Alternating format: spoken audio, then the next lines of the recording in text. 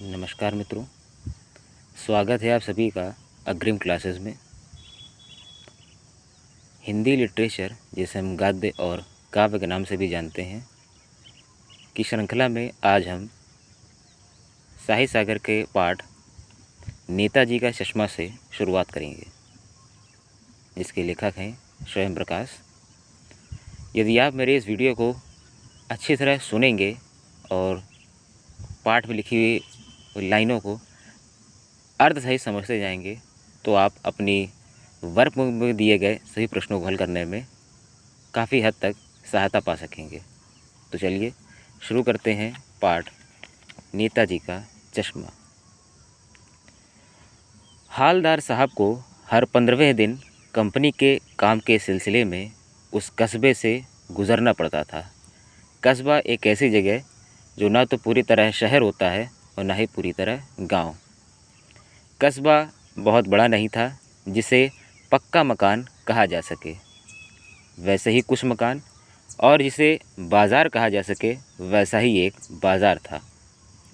कस्बे में लड़कों का स्कूल, लड़कियों का एक स्कूल, सीमेंट का एक छोटा सा कारखाना, 2 ओपन एयर सिनेमा घर और एक ठो नगर पालिका भी थी। क्या क्या था?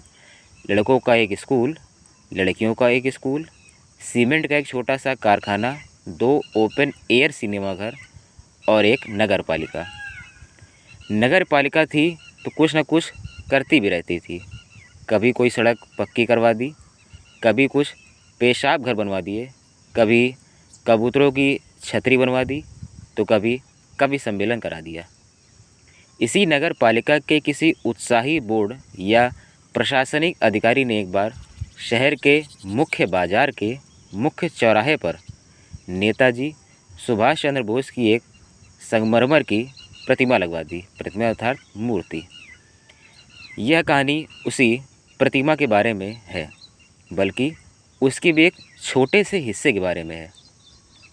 पूरी बात तो पता नहीं, लेकिन लगता है कि देश के अच्छे मूर्तिकारों की जानकारी नहीं होने और अच्छी मूर्ति की लागत, अनुमान और उपलब्ध बजट से कहीं बहुत ज़्यादा होने के कारण काफ़ी समय ऊहापोह मतलब यदि आप कोई निर्णय न लेने पाने की स्थिति में हो और चिट्ठी पत्री में बर्बाद हुआ होगा, और बोर्ड की शासनावधि समाप्त होने की घड़ियों में किसी स्थानीय कलाकार को ही अवसर देने का निर्णय किया गया होगा, और अंत में कस्बे के इकलौते हाई स्कूल के इकलौते ड्राइंग मास्टर, मान लीजिए मोतीलाल जी, को ही यह काम सौंप दिया गया होगा, जो महीने भर में मूर्ति बनाकर पटक देने का विश्वास दिला रहे थे। यहाँ पर पटक देने का संदर्भ यह है किसी काम को ख़त्म करके जल्द से जल्द उसे वापस कर देना। तो जैसा कि कहा जा चुका है कि मूर्ति संगमरमर की थी। टोपी की नोक से कोट के दूसरे बटन तक कोई 2 फुट ऊंची, जिसे कहते हैं बस्ट, और सुंदर थी। नेताजी सुंदर लग रहे थे, कुछ मासूम और कुछ कमसिन, फौजी वर्दी में। मूर्ति को देखते ही दिल्ली चलो और तुम मुझे खून दो वगैरह याद आने लगते थे। इस दृष्टि से यह सफल और सराहनीय प्रयास था। केवल एक चीज़ की कसर थी जो देखते ही खटकती थी। नेताजी की आंखों पर चश्मा नहीं था।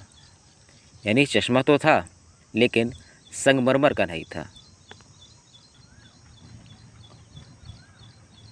नेताजी की आंखों पर चश्मा नहीं था, यानी चश्मा तो था लेकिन संगमरमर का नहीं था। एक सामान्य और सचमुच के चश्मे का चौड़ा काला फ्रेम मूर्ति को पहना दिया गया था।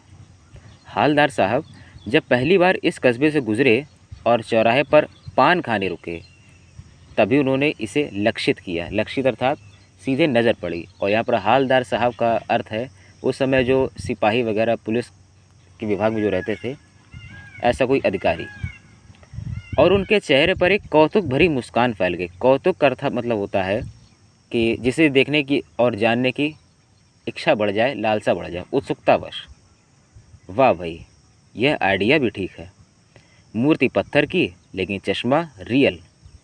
जीप कस्बा छोड़कर आगे बढ़ गई, तब भी हालदार साहब इस मूर्ति के बारे में ही सोचते रहे और अंत में इस निष्कर्ष पर पहुँचे कि कुल मिलाकर कस्बे के नागरिकों का यह सराहनीय प्रयास ही कहा जाना चाहिए। महत्व मूर्ति के रंग रूप या कद का नहीं, उस भावना का है, वरना तो देशभक्ति भी आजकल मजाक की चीज़ होती जा रही है। दूसरी बार जब हालदार साहब उधर से गुजरे तो उन्हें मूर्ति में कुछ अंतर दिखाई दिया। ध्यान से देखा तो पाया कि चश्मा दूसरा है। पहले मोटे फ्रेम वाला चौकोर चश्मा था, अब तार के फ्रेम वाला गोल चश्मा है। हालदार साहब का कौतुक और बढ़ा। वाह भाई, क्या आइडिया है। मूर्ति कपड़े नहीं बदल सकती, लेकिन चश्मा तो बदल ही सकती है। तीसरी बार फिर नया चश्मा था। हालदार साहब को आदत पड़ गई, हर बार कस्बे से गुजरते समय चौराहे पर रुकना, पान खाना और मूर्ति को ध्यान से देखना।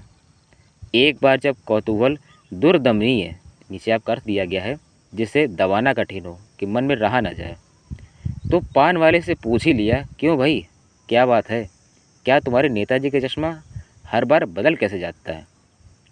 पान वाले के खुद के मुंह में पान टुसा हुआ था। वह काला, मोटा और खुश मिजाज आदमी था। हालदार साहब का प्रश्न सुनकर वह आंखों ही आंखों में हंसा। उसकी तोंद थिरकी। पीछे घूमकर उसने दुकान के नीचे पान थूका और अपनी लाल काली बत्तीसी दिखाकर बोला, कैप्टन चश्मे वाला करता है। क्या करता है? हालदार साहब कुछ समझ नहीं पाए।